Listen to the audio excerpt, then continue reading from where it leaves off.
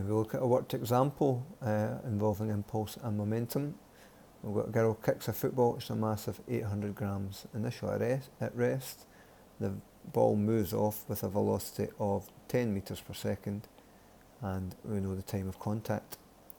So first of all, using our idea that impulse is equal to change in momentum, we can substitute in all the values that we know, u is 0 in this case, and rearrange to get the value of F. So the average force to the right was 40 newtons.